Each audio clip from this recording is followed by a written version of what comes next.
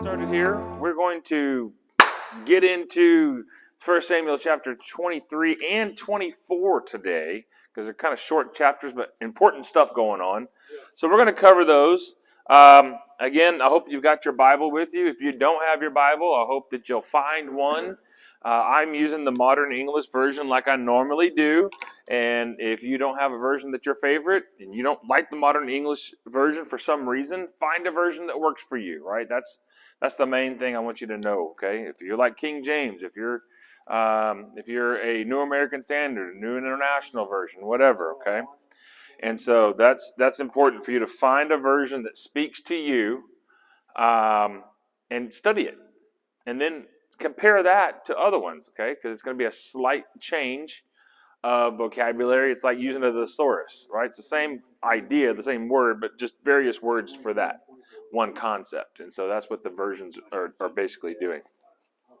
So we're in 1 Samuel 23. If you'll remember, David is being chased. And if you'll remember that the Saul, he kills all the priests. Remember? They're at Nob, N-O-B, Nob, and I got a map on the website there for you. Yes, sir. Was David just a prophet? Was he a prophet? Yeah. David was the king of Israel. He was a shepherd boy first, and then he became a warrior and a general, and then he became king of Israel. And I don't know that they would classify David as a prophet, but we do know that David was trying to follow after God. Yeah, I don't think he was a prophet. I don't know that I'd put him in the prophet category. Okay. Good question, though. That's what the Muslims believe. Oh, no, I wouldn't put him in the prophet category. No. At the time, Samuel was the prophet when David was being chased at this time. So Samuel's the prophet. So there's no evidence that I'm aware of that shows David being a prophet. He's actually not even a priest. Now, if you remember, he was hiding and running, and he went and got the bread. Remember that? Only the priests were supposed to deal with that bread. And he was like, "Can I have permission? We're really hungry. Can we have that old bread from the offering?" So he wasn't even a priest, and he didn't claim to be a priest. So if you read the actual text, it gives you the information, and you don't have to guess because it's all right here. Good questions. So let's go to 1 Samuel chapter 23.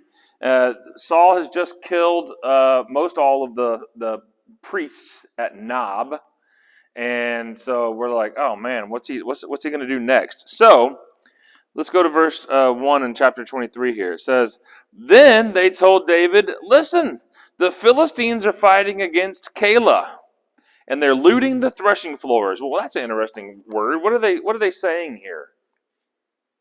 They're looting the threshing floors. So we're gonna have to go to my handy dandy drawing board today to understand what that's even talking about. So if I draw this, what does that look like to you? Like a plant, right? This is my version of a stalk of wheat. Okay? Close enough. You guys got it, right? If we're playing Pictionary, we get a point, right? So when you're dealing with wheat, what comes off of there is what's called the Wheaties. No. The wheat and the germ, okay? And so it basically looks like this. It's a long, skinny piece, and it's got this around it. And that is like, have you ever taken like maybe think about something on a large scale, like an onion, and it's got that kind of paper wrapper on the outside of the onion, and you peel that paper off, and then you can eat the onion. There's a paper kind of a shell that has a long tail on it that's attached to the kernel of the wheat. And the reason for that is so when the wind blows, it acts like a kite, and it will carry the wheat away, okay? Now, we don't want to eat that. It doesn't have any nutritional value, and it's kind of spiky and dry, like the onion skin. We don't want to eat that, okay? So what they'll do is they'll take this and they'll take the heads and they'll do them like this. And that will separate all of this from the head. And then they'll lay out a piece of linen or a sheet. And they'll take all of these and they'll take like a stick and they'll just beat it. And what they're doing is they're breaking that little paper around the outside of the seed. What's that called? Threshing. Threshing, yes. Threshing. Okay? So they're going to take that, and so then they're going to have those little paper shells like this, and then they'll have the wheat, I can't remember the name for it, the wheat kernel. There you go. That works. The wheat kernel, right? So now they're separated. Now how do you pick a scoop of this up, you're going to get a mixture of these together. So how do you separate these? The final act of threshing the wheat is to take it out onto a hill or other windy area, lay down the chaff. Yep, that's the chaff right here. I can't remember what this is called. The kernel of wheat. There's a name for it. So The bran. No, that's all the inside. That's all. Yeah, so this is just the kernel of wheat. Okay, so they'll take them up on a hill. Remember, they've already separated it from the head. They've already beaten it so that these two are separated now, and they'll come out here where you've got winds blowing. Okay, and they'll take a scoop of this and they'll throw it in the air. The seeds will fall down onto the blanket. The chaff will be blown away. And they'll do that a number of times until only thing that's left is the wheat. The kernel. The kernel, okay? So the kernel of the wheat is the only thing, because it's heavier, so it'll just fall down. The chaff will get blown away. Pretty cool, huh? Yeah. So that's the threshing process. So what they're talking about is this area here, and you can look back in, I believe it's in Joshua with Gideon and other stuff going on. But basically they'll set up either a raw rock face without any cracks in it, because you don't want to lose any of those kernels. And if it's muddy or dirty or there's lots of other vegetation growing there, then you'll lose those little wheat kernels in there. So you want it to be a large space, a relatively large space with no plants, no dirt, no other cracks or anything. You want it to be pretty solid. And so a good threshing floor is actually going to be on a hill on a bald top that has a nice big stone on it. And then I can lay my blanket out there, and as I'm throwing the kernels, my handfuls of stuff in the air, the kernels are going to drop down and that chaff's going to get blown away, and then I can just pick it all up and pick up my blanket, and so this is the threshing floor. What's important about this is it's a good source of food to make bread. It's a good source of value for trading among people. And where is its location? Outside. It's outside, but where is it? On the hill. That's on the hill. And so from a military standpoint, a threshing floor is also usually a good place to be for a lookout. Yeah. Does that make sense? Now, it didn't say all that, but we have to break down the text. How far is it from Bethlehem? The threshing floor that we're going to be talking about is about 8 miles from Bethlehem. But we haven't got there yet. So that's in Keilah. It's about 8 miles northwest of Bethlehem. Okay? So it said, let's go back to verse 1. Now that we understand what's happening here, it says, then they told David, listen, the Philistines, I'm sorry, one more thing. When do you harvest wheat? At the end of the summer. You harvest the barley, so you have the first fruits, which is Passover. That's the first heads of grain. And then 50 days later, Pentecost is where you start pulling the barley grain up. And then at the end of summer is when you pull the wheat grain up. So this is the wheat grain. So we see here it says that the Philistines are fighting against Keilah and they're looting the threshing floors. So what time of year are we looking at? End of summer, early fall. Somewhere in that time range. Right about now. Right about now. Okay? So you see how we're picking apart the text to get more, we're doing data mining, right? We're getting more information just by looking at what it is actually saying. Brad's not making stuff up. I'm not just making ideas. I'm literally saying this is what we read when we read this. Okay? Keilah, 8 miles northwest of Bethlehem. And so that is, kind of the equivalent of what's 8 miles northwest of here? Magnolia? Something like that? Tomball? Yeah, from here, Tomball. So 8 miles northwest of here, Tomball. So we're talking about Bethlehem would be us right now. They're in Tomball. You could get to Tomball in a reasonable time. Okay? And that's not the king of bread. Do what? That's not the king of bread, though. Not the king of bread, no. So they're looting the threshing floors. That means that the people who were up here on this lookout, up on this hill, where are they? They're gone. Because the Philistines are looting, they're taking that grain. So they can't take it if somebody's up there fighting. So that means these have been abandoned. People have been chased off. Okay, you getting the picture now of all the different variables that we're talking about? Let's go to verse 2. Therefore David inquired of the Lord, saying, shall I go and attack these Philistines? So they said, hey, David, we got a problem. They've been chased off of the high places. They're taking our food and our future trade money. And we're letting you know that it's the Philistines. They're at it again. Those darn Philistines are at it again, right? It's like the Hazard, the Dukes of Hazzard, they're at it again, right? And so David says, hold on, time out. He's like, God, do you want me to go and kick their butt? Is that what you want me to do, God? And so he says, shall I go and attack these Philistines? And the Lord said to David, go and attack the Philistines and rescue Keilah. He's like, God, can I please go kick their butt, please? And he said, yeah, go ahead. Yeah, go rescue those people. You got it, David. Okay? Yeah. So, it's a very prayer and response. Boom. I wish I could pray like that and get those kind of responses that fast. God just keeps having him prevail over the Philistines. Yes. He's like when Goliath came, he was ready to take out Goliath and his brothers. And his brothers. That's right. They talked about that. So here we are in verse 3. It says, the men of David said to him, we're afraid here in Judah.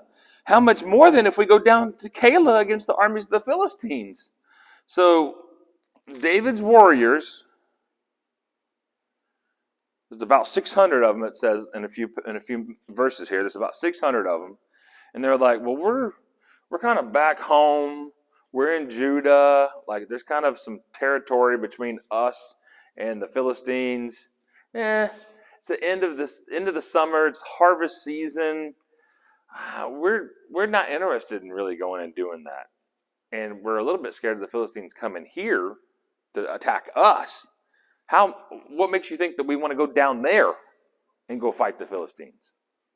Okay, you get where they're coming from? So, David, verse 4, David again inquired of the Lord, and the Lord answered him and said, arise, go down to Keilah, because I'm giving the Philistines into your hand. He didn't just say, hey, God, do you want me to kick their butt? He said, God, are you sure you want me to go kick their butt? And God said, get up now and go down there and do it. I already put them there for you. I'm already won the battle. All you got to do is show up, son. What are you waiting on? Cracks me up. So then David and his men went to Keilah, and he fought with the Philistines and carried off their livestock and struck them with a great slaughter. So I know if you've got something of value, if you've got a car, if you've got a vehicle, if you've got a bicycle, a dog that you like, if you got a favorite pet that you had when you were a kid or anything like that, and someone comes and tries to take that, are you going to just say, oh, yeah, sure, just have my thing? No, you're going to fight for it. So the fact that it says it carried off their livestock, what does that tell you? Carried off their food and their means of having some future value. So what that tells us is that there was a great slaughter there, and it follows up with struck them with a great slaughter, right? So just as we're reading through this, I'm pointing these out because I want you to think through, not just read the words in black and white. Go beyond the text to understand what is it telling us, okay? You guys can do this. I'm not some sort of special magician or anything, right? I'm not a prognosticator or anything crazy. I'm just simply reading the information, but I'm just taking each word for what's behind that meaning of each of those words, right? So David rescued the inhabitants of Keilah. So yay, David, right? Now, if you'll remember, in the end of verse 5 and going into verse 6 there, it says, when Abiathar, the son of Ahimelech, fled to David at Keilah, he came down with the ephod in his hand. Who is that? Who remembers who Abiathar is, or Abiathar? Who is that? If you remember, last time we talked about all of the priests at Nod were killed by Saul and his men, except for one guy escaped. One priest of God escaped, and his name was Abiathar. So we have an actual priest who actually escaped, and he also escaped with what? The ephod. Remember the ephod? We talked about that in Exodus when we did our Exodus study. And it's the linen robes that you wear to do the ministry work of God. So here we have one survivor of the priest of God, and he's got basically the idea is he's ready to serve. Okay? He shows up, he's ready to serve. He's got a suit and tie. Okay? And so we see that he comes to David at Keilah. So wherever he's been hiding, he comes out, he hears the word, and he comes over there to Keilah, and there's 600 men who've just defeated the Philistines there, and he shows up and he says, I'm ready to work, David. What do you need me to do? So let's go to verse 7. And it was reported to Saul that David had come to Keilah. Uh-oh. Here we come with Saul again. Right? Saul's relentless. And Saul said, God has delivered him into my hand, for he is shut in by entering into a town that has gates and bars. So I'm going to draw an image here for you, just so we understand what's happening. When we think about the threshing, right, this is important to remember. What is important about a threshing floor?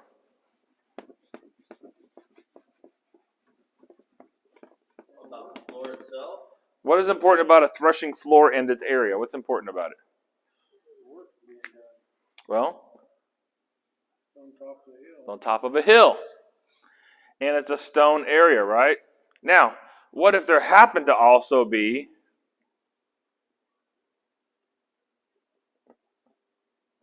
some walls around that thing with people's houses and a big gate entrance that they could basically, I don't know if it's a drawbridge or not. That's a European thing, but whatever, you get my point. And then you've got people living in this thing, and they're up here. Now, militarily speaking, that's a great defensive place, right? Because I have the high ground. Unless I don't have any food, or I don't have any water, or I don't have any ammunition, then what is this place? Prison. It's a prison. It's an island surrounded by a sea of enemy troops. And so we go back and we look at verse 7 here. And what did Saul say? He said, yes, God has delivered him into my hands, because we're going to surround these guys while they're in this hilltop in Keilah.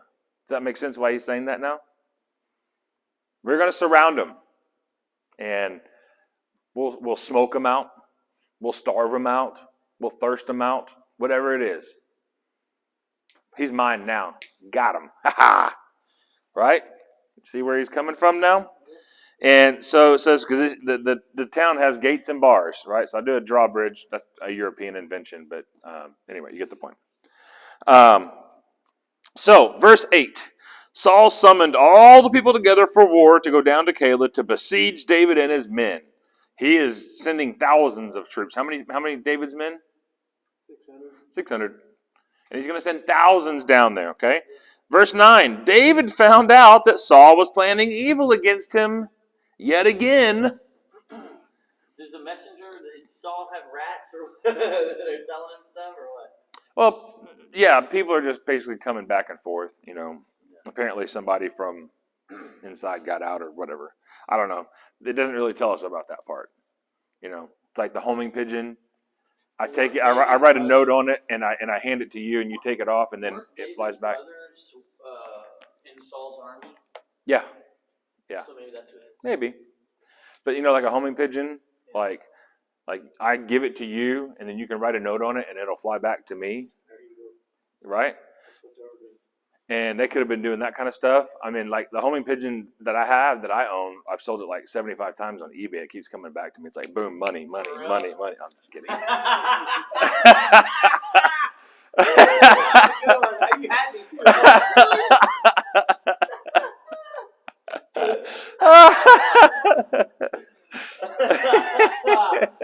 Oh, that's good. Okay, where was I? Verse 9, David found out that Saul was planning evil against him. However it happened, homing pigeon, 75 cells or whatever. Okay. Yeah. So he said to Abiathar the priest, bring the ephod near. So what does that mean? Bring it near. What exactly was the ephod again? The linen robes that the priest wore. Is he saying, gather my troops, gather ammunition, gather the battering rams, gather the cannons? Or what's he saying? He said, gather the ephod. And he's like, get the religious ceremonial robes? We're going to pray. We're going to pray. We're going to seek God. And I was praying with God before, but now I got my pastor here with me. Amen. And he's going to pray with me. Yeah. What's David doing? He's getting spiritually ready. He's getting spiritually ready. Hallelujah. He is not trying to fight this thing on his own. Yeah. Right. It says, get the ephod ready. Or bring it near. Okay. And David said, O Lord God of Israel, your servant has certainly heard that Saul seeks to come to Keilah to destroy the city on account of me. Will the leaders of Keilah deliver me into his hand? Am I going to get, sold down the river here? Will Saul come down as your servant has heard? O Lord God of Israel, please tell your servant. So they're praying. And God answers and says, he will come down. Is he going to come down? Is he going to do it? Yep. And then David clarified, will the men of Keilah, will these people in here that I just saved, moments ago, are they going to turn me over to him? They will deliver you. I'm not super excited about the answers I'm getting here right now, God. I'm not really sure. What's going on? Because God's basically telling you to leave. That's right. He's saying, yeah, they're going to do that. Yeah, he's coming. So, David, I gave you intelligence. What does that mean? So let's see what he does. And so the Lord said, they will deliver you. Verse 13, so David and his men, which were about 600, arose and left Keilah. So, after that, we see, right? David and his men leave. They get out of there and they jet. So they're gone. Out of the town. All right. So, now that we're there, we can go to the middle of verse 13. It says, now it was told Saul that David had escaped from Keilah, so he halted the expedition. Okay? So because David didn't get the answer he wanted, he got the answer he needed. Sometimes God doesn't say, "Oh yeah, you want a raise and you want a better job." No, that's not happening. You're not getting a raise at this job. Do we just go, "Okay, well I guess I'm just stuck here forever"? Maybe he's saying, "You're not getting a raise at this job. Yeah, move on. Move on." So the answer that God gave them was the answer he needed, not the one that David wanted. Okay? So, verse 14, David remained in the wilderness in strongholds and dwelled in mountains in the wilderness of Ziph. Now, strongholds are basically very, very steep and very craggy. So I'm going to try to draw it here. My artistic ability is going to be at its limit.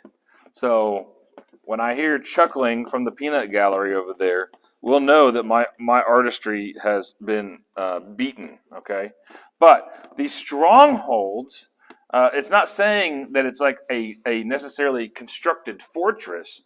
It's just simply saying it's a defendable position. All right. So you'll have these crags like this, right? And so as we're looking at it, there's the face of one, and there's the face of one, and there's the face of one. Can you see it? And so there might be another line here, and a line here, and then there's the face of this one. Can you see it? So then they could actually walk along this pathway here. It'd be very steep to fall down here, very steep to climb here, kind of one way in, one way out. And then there would actually be, like, maybe this one is way back into here. So there would actually be what they would consider little strongholds or little caves inside of the side of the mountains. Can you see my artwork? Is that clear enough? It's not amazing, but it gets the point across. Okay? So, they are in the wilderness of Ziph. Saul sought him every day, but God did not give him into his hands. So, every day, David's running, Saul's chasing. We got this whole cat and mouse thing happening, right? And so, Jerry just has to stay ahead of Tom just one step, right? The Roadrunner's just got to stay one step ahead of the Wile E. Coyote, right? Verse 15, David saw that Saul had come out to seek his life, and David was in the wilderness of Ziph in Horesh. Jonathan, remember his best friend, Saul's son? His best friend, Jonathan, the son of Saul, arose and went to David at Horesh, and he strengthened his hand in God, and he said to him, he shook his hand and was like, yes, I'm here with you. Yeah. We got this thing, man. So he said to him, do not fear, for the hand of Saul my father will not find you. You will be the next king over Israel, and I will be right next to you. We're going to do this, buddy. We got this, okay? And Saul my father knows about our best friend situation, and that we have a covenant together, okay? And he's not happy about it. But I'm with you, David. Not with my dad. My dad's evil, okay? Which, kind of a terrible thing to say about your dad, but I guess the truth is the truth, right? So the two of them made a covenant before the Lord, and David stayed in Horesh, but Jonathan went to his house. So Jonathan said, hey, I'm with you. I'm here to help you. I'm going to go home and get dad off the track. Get him off the trail, okay? Then the Ziphites went to Saul to Gibeah, saying, that's where Gibeah, remember, is where Saul is staying. And is David not hiding himself with us in strongholds in Horesh on the hill of Keilah, which is south of Jeshimon? They basically are like, hey, Saul, do you think maybe that David's hanging out at GPS coordinate 30.421 minus 95.3 degrees west? An exact location. Do you think he might be hanging out at that exact northwest corner of Lowetta and Stubner Airline? Maybe. Like they just totally just sold him out right there.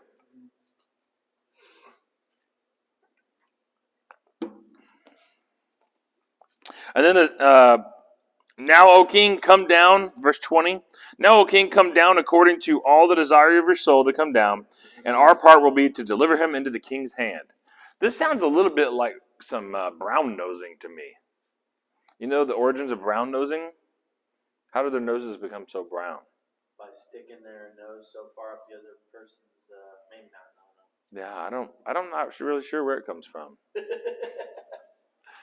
But these guys apparently are like, hey, Saul, come on down. Maybe you'll remember us when you're doing some of that kingdom wealth redistribution situation here. Or maybe give us like a tax break for the year. Like, come on, we're going to give you David.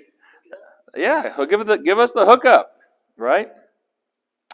So verse 21, Saul said, blessed are you of the Lord, for you have had compassion on me. Whoa, poor Saul. I needed some help, and you guys really gave me some help, right? What a crybaby. Please go make sure again. Investigate and see the place where his foot rests, and who has seen him there. For it has been said to me that he is very cunning. So he's like, I know you said the northwest corner of Lowetta and Stubner Airline. Would you go back and just double check? Is he in the Verizon store or is he in the HEB there? I just want to make sure I know exactly where he is at that corner. And who saw him? Was he in the like frozen food section at HEB? Or was he looking at a new iPhone at Verizon? Like who? I need to know exactly where he is. Okay? So look and learn about all the hiding places where he hides himself, and then come to me with certainty, and I will go with you. And it will be that if he is in the land, then I will track him throughout all the clans of Judah. So, verse 24, they arose and went to Ziph before Saul, but David and his men were in the wilderness of Maon, in the desert south of Jeshimon. So they had moved, they were here, and they had moved south. Okay, so they were in the desert out here. Now they're starting to get to what is historically known as Egyptian territory.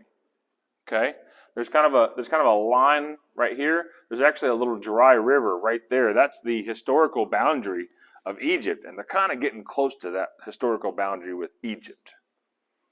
And as we know, there's kind of some back history with the nation of Israel and Egypt. I can't remember, something about enslavement and plagues and stuff. I don't know, something happened. So just keep that in the back of your mind. So they arose and went to Ziph before Paul, but David and his men were in the wilderness of Maon in the desert south of Jeshimon. Saul and his men went to seek him, but they told David.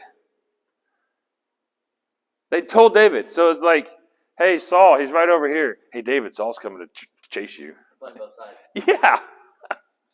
Man, what a bunch of turds. Right? Therefore, he came down to the rock and lived in the wilderness of Maon. And when Saul heard that, he pursued after David in the wilderness of Maon. So we see now it's this cat and mouse game. We're going here. We're going here. No, they're in the cliffs over here. No, they're in these mountains over here. No, they're over here. So Saul is with his men, right? Saul's with his men. But you're kind of getting, I'm starting to get this idea that, wait a minute. Remember that song a couple of chapters ago? Saul was killed his thousands and David's killed his tens of thousands, right? And David keeps outrunning and out hiding Saul. Killed Goliath, killed thousands. Saul's not done a whole lot. And he's chasing the dude. This seems like not a good plan. It's like, he's obviously covered. David is. Yeah. It's like, this just doesn't seem like a good plan to me. The more I read it, I'm just like, Saul, you're kind of acting like a real fool here, right? But that's kind of what he is, right? So, verse 26. Saul went on this side of the mountain, and David and his men on that side of the mountain. And David hurried to get away from Saul. So, they're getting closer. They're getting right, they're on the same hill from each other, right? So, maybe David's over here escaping, and Saul and his men are coming around this way, right? So, they're getting close. And so Saul and his men were closing in on David and his men to capture them. But a messenger came to Saul saying, "Hurry and go, for the Philistines have invaded the land." So that would be like if I had beef with Harvey, and I was like, "Is he at his house? Harvey, get out of here. We gotta have this conversation right here, right now." Oh, Harvey jumped over the back fence. Are you kidding me? So then I'm chasing him. We're going through the neighborhoods. He's running down 2920, like whatever, right? And then all of a sudden, if my wife was like, "Hey, babe, we have a fire at our house," I'm like, "Oh, crap." So I got to stop what I'm doing. I got to go back home and deal with my stuff, okay? That's what's happening right now. So they said, "Hurry and go, for the Philistines have invaded the land." It's like, oh, man, I got all my soldiers with me chasing poor David. And, okay, everybody, back up. Let's go back home. We got to go defend all the homes, okay? So Saul returned from pursuing after David, and he went against the Philistines. And therefore they called the place the Rock of Escape. David then went up from there and lived in the strongholds of En-Gedi. Now, some of these words are kind of fun. When you look at, let's see what my notes say here. When you look at the word En-Gedi, En-Gedi means the spring of young goats. The spring of young goats. So there was there's actually, if you ever look at Ray Vanderlaan on YouTube, he actually does a Bible study about this. in the spring of En Gedi. It's really cool. It's like this super dry desert area. There's this place where the water just comes out of the rock, and that's where all the wild desert gazelles and stuff, they all come to that place to drink because it's the only place around. And that's where David was hanging out. It's actually this beautiful little oasis in the middle of the desert. And it's right up against a straight cliff wall. Really cool. If I can find it, I'll put it on the website so you can look under chapter 24 and see that. Okay, I'm going to put the map of Keilah in chapter 23, and I'll put the En Gedi in 24. Okay. So if you're watching this afterwards, you probably already saw it, right? Okay. So verse 1 of chapter 24. When Saul had returned from following the Philistines, it was reported to him, saying, David is in the wilderness of En Gedi. So I almost feel like there's some people that are really just dumb. They're just following David to go tell Saul where he is, but then they turn around and say, hey, Saul's coming to get you, dude. Like, I don't understand this whole situation. Then Saul took 3,000 chosen men out of all of Israel, so he got an elite force, and went to seek David and his men in front of the rocks of the wild goats. Why is it wild goats there? What's the name of this place? The spring of the young goats, right? So this is wild goats here. So totally makes sense. I don't speak Hebrew, Aramaic, or Greek, but apparently En Gedi means the spring of young goats. Okay. So verse 3, he came to the sheep pens by the way, and a cave was there. Now, I'm going to go old school for just a moment here before we get into the hilarity that is about to ensue. Okay? If you remember, Bethlehem, what are they doing in Bethlehem? Do you remember? Yep. So Beth means the house. Okay.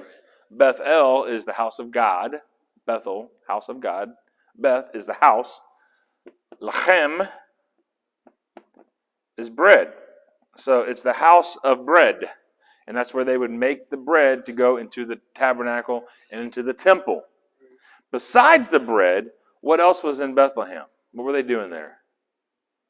Who do we know that's from Bethlehem? Obviously Jesus. Before Jesus, who was from Bethlehem? Joseph. Nope. Think about chapters 23 and 24.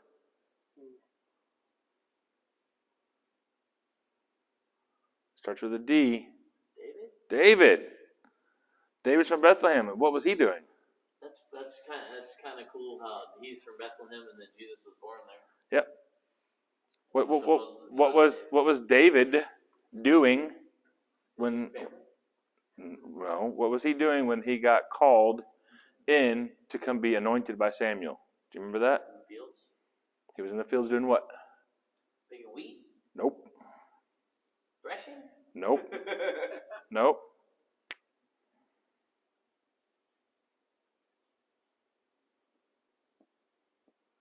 Sheep. Tending sheep. Tending the sheep. If you remember, during our Christmas time, I talk about the manger that you see a lot of times in our European-based imagery is one of these mangers like this, right? And it's got all the hay in it, right? Made out of wood. Now, I'm going to ask you a question. When you look at a picture of Jerusalem, you look at a picture of Bethlehem, how many trees do you see standing around? It's all stone. It's all stone.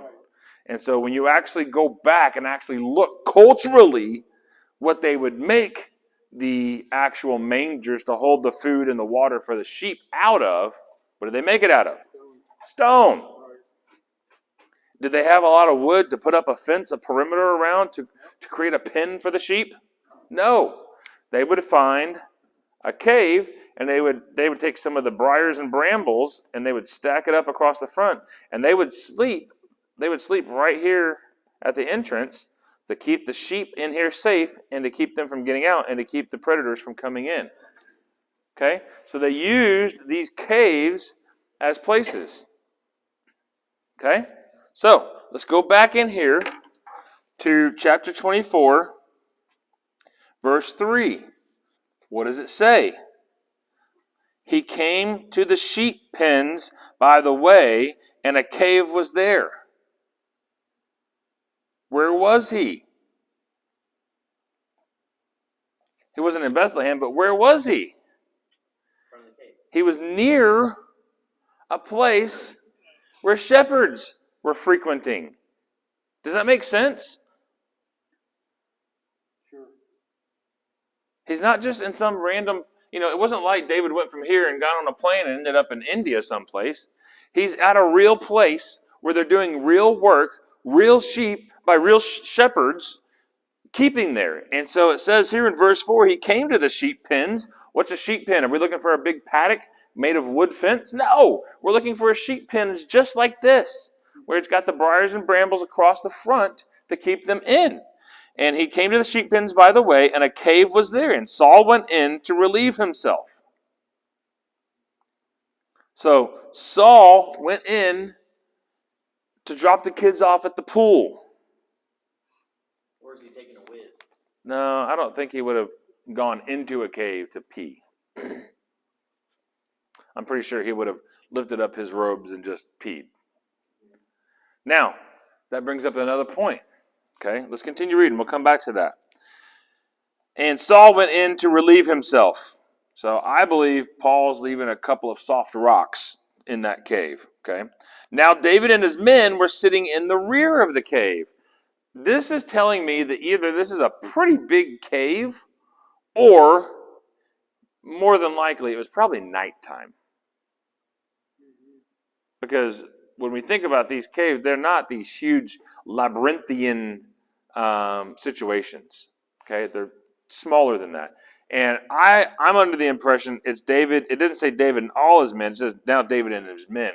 I think they were kind of spread out in caves. I don't think you put 600 of them in one. Could you imagine even 600 people trying to fit into this room? It would be standing room only, right? And that'd be a big cave. Okay? So really, we have to kind of take those visual images and kind of break it down. Okay? When you look at the caves, when you look at these caves around Bethlehem, they're not these big, huge things. They're the size of like a bedroom, maybe a master bedroom. Okay, they're not these huge things. So I'm thinking it was probably nighttime, and Saul has just stepped in to the entrance, but has not gone all the way to the back. He's just kind of getting out of the sight of everybody because he's the king, and he's going to go relieve himself. Now, the men of David said to him, "This is the day which the Lord said to you, I'm giving your enemy into your hand. You may do with him as seems good in your eyes." And so the other thing is I'm saying it's probably not 600 guys, because can you imagine 600 guys in a cave with like rocks and dust, keeping perfectly still while he takes a dump and not getting noticed? Probably not likely. But apparently it was loud enough, or there was grunts loud enough from Saul, or I don't know what, so that he could make some statements. Okay, there was some sort of conversation going on. Or maybe, in my mind, it was like,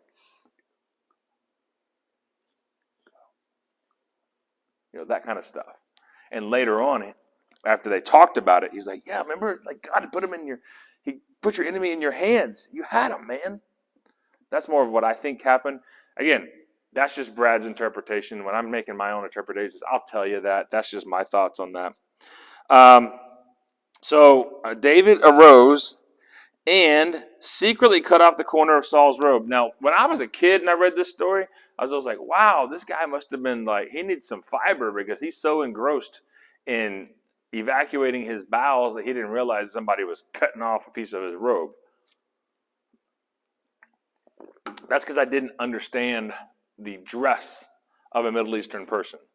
Let's go forward another 1,000 years from now, from this story, and we see Jesus, and he's in the upper room. Do you remember what he does in the upper room? He says, "Who's here? Who's going to wash the feet?" And like, "Oh, well, we didn't bring a servant to wash the feet. I'm sorry, Jesus." And he's like, "That's okay. I'll do it." And what did he do? Do you remember the first thing he did? He took off his robes And he hung them up. And he washed their feet. And then when he was done, he put his robe back on. Because underneath was basically his undergarments, his underwear. It was like, so what people saw was hanging on the wall. The same thing. Saul doesn't want to worry about all the different layers that he's got to get to pull up to squat. He's going to take off as much as he can and lay it over on the rock. Does that make more sense now? I don't think that it was on his body when David was there. I think it was a little bit distance away. That's Brad's conjecture, but it makes sense to me. Okay? So, afterward, David's heart troubled him because he had cut off a corner of Saul's robe. Why did his heart trouble him? I'll tell you why I think. I think his heart troubled him there because he was like, am I doing this to be braggy? Am I doing this to show off to my friends? Am I doing this because I mean harm to Saul? Or am I doing this to prove a point? Like, what's the deal? He's convicted. That's right. He's convicted. And so here it says, he said to his men, the Lord forbid that I should do this thing to my Lord, the Lord's anointed, to stretch out my hand against him. For he's anointed of the Lord.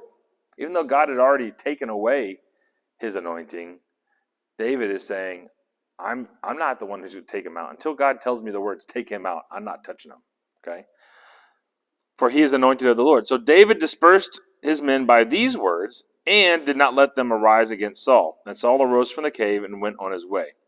David arose afterward and went out from the cave, and he called after Saul, and he said, my Lord, the king. He didn't say, hey, dummy. He said, my Lord, the king. And when Saul looked behind him, David had bowed his face to the ground and paid homage. And David said to Saul, why do you listen to these words of the men, saying, oh, David seeks you harm? Why are you listening to them? This day you have been seen with your own eyes. This day you have seen with your own eyes that the Lord delivered you today into my hand in the cave.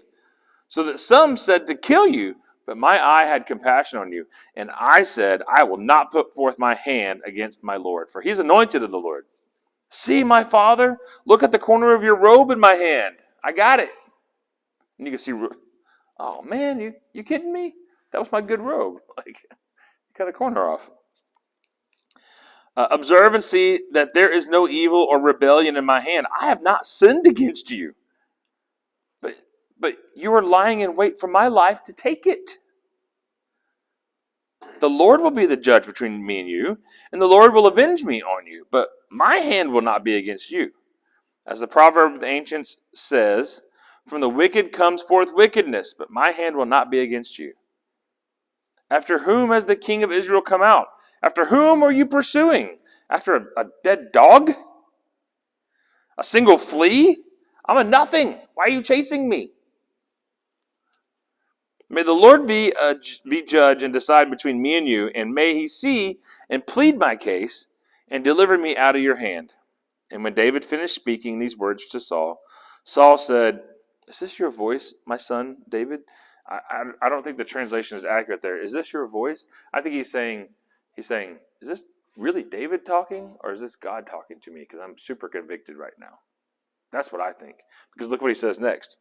He says to David, you are more righteous than I, for you have rewarded me with good, while I have rewarded you with evil. And you have shown today that you have dealt with me. Well, you have dealt well with me when the Lord delivered me into your hand, and you do not kill me. If a man finds his enemy, will he let him safely go away? Therefore, may the Lord reward you well for what you have done for me this day.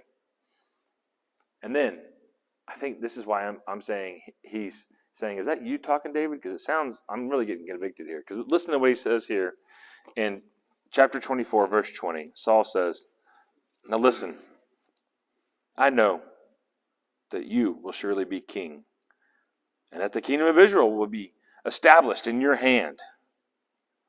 Therefore, swear to me now by the Lord that you will not cut off my descendants after me, and you will not destroy my name out of my father's household. And so David swore to Saul. And Saul went home, but David and his men went up to the stronghold. They went back up into the stronghold to make sure that the other guys left. Now, if you look, the ending of chapter 24 is eerily similar to, let's go back here.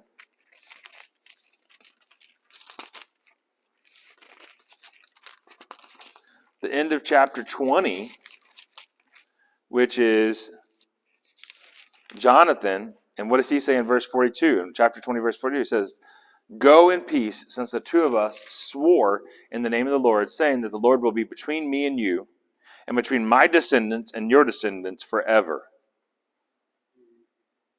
So Saul is basically saying, keep your covenant with Jonathan. Y'all have already covenanted, and y'all are going to have this descendant line together. Don't just because of my idiocy, don't mess with that. So Scripture refers back to Scripture, whether it says it or not. God plans these things out. Haven't we read this before?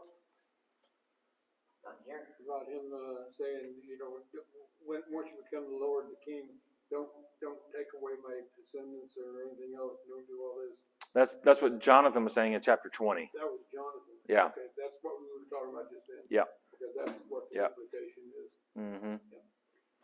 I talked to a Muslim. He said that David didn't kill Goliath. Well, our Bible clearly says that he did. Okay. Our Bible predates the Muslim Bible. Okay. In fact, you could argue and say that the Muslim Bible was written just to combat the Bible and refute it. Yeah. It's funny too, because I know a Muslim, and he tells me about how they believe that Jesus was a prophet who performed many miracles, and they believe that he was born of a virgin, and they believe that he died and came back to life and ascended to heaven. Yeah. They just don't believe that. Yeah. And he tells me, he's like, I love Jesus more than you think, more than you know, and I'm like, yeah, I don't think so. But You're looking at Jesus like a big magician. yeah, like that's one of my friends. When we go back and forth, like he's doing a David Copperfield trick or it's funny 'cause something. he's like, I'm either going to become a Christian or you're going to become a Muslim, and I'm like, I think it's going to be you becoming a Christian for sure. I know it. So we see here Saul acknowledging, I'm in the wrong. I'm in the wrong. David, you're in the right. You're going to be king one day.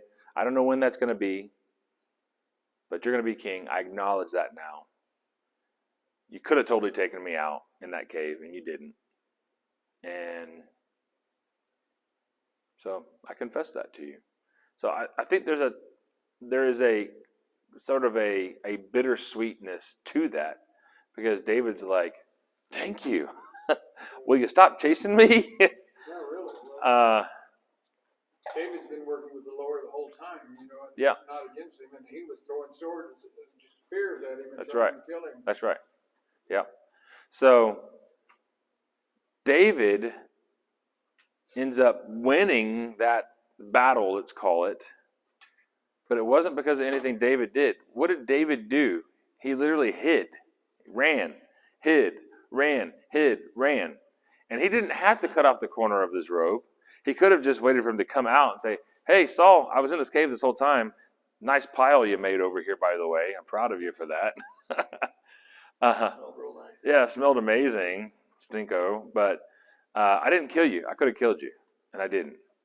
But he took it a step further, and I think that's why his heart was convicted a little bit, is because he said, man, am I just showing off by cutting off the corner of his robe? Yeah, humble man. Yeah, he was convicted by that. So the application for us is, are we doing things to get God the glory? Are we doing things to get us the glory? And the other thing, the other application is there someone who's antagonistic to your life? You have a hard time with them at work, or you have a hard time with them living next door, or they drive out of the neighborhood the same time as you, and they're always sitting at the stop signs for 55 hours per stop. That really annoys you, or whatever it is. Someone we need to give grace to? Who do we need to extend grace to? Yeah. Man, 2 tough challenges from this week. Who do we need to extend grace to? And what do we need to be reflecting that glory back to him that we're taking credit for? That we're taking credit for. All right, we'll be in chapter 25 next time. See ya. Thank you.